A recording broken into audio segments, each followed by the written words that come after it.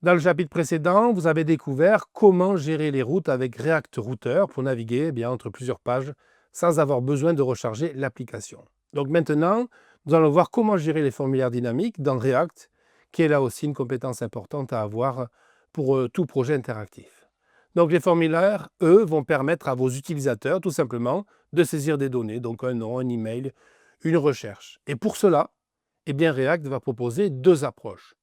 Alors, il y a d'un côté les formulaires contrôlés et les formulaires non contrôlés. Alors, dans ce chapitre, vous allez voir la différence entre les deux, savoir quand utiliser l'un ou l'autre. Donc, un formulaire contrôlé va utiliser l'état local du composant qui va suivre les données saisies. Chaque champ est lié à une variable grâce au hook useState. À chaque chargement, un événement onChange va mettre à jour la valeur. Donc, c'est cette méthode que vous utiliserez le plus souvent, car elle va vous donner un contrôle total sur les données.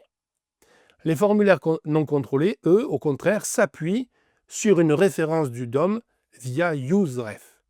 Donc, cela peut être utile, par exemple, pour des cas simples ou vraiment spécifiques. Par contre, elle est moins flexible en termes de validation ou même d'interaction dynamique. Donc, testez les deux, vous verrez ce que ça va donner dans votre navigateur.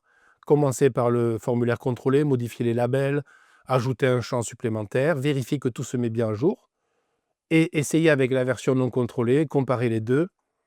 N'hésitez pas à mettre pause à ce moment-là sur la vidéo. Donc, dans ce chapitre, vous allez aussi voir l'utilisation de la bibliothèque React Hook Form. Donc, cette bibliothèque va vous simplifier énormément la gestion des formulaires, surtout en ce qui concerne les validations. Donc, vous allez pouvoir gérer les champs obligatoires, des patterns comme les emails, afficher des messages d'erreur automatiquement. Voilà, vous verrez, ce chapitre contient vraiment tous les exemples nécessaires pour démarrer avec cette librairie. Donc, n'hésitez pas à toujours, comme d'habitude, tester les codes. Par exemple, vous allez pouvoir essayer de rendre un champ obligatoire. Vous allez pouvoir tester de rendre un email invalide si jamais il n'est pas bien écrit.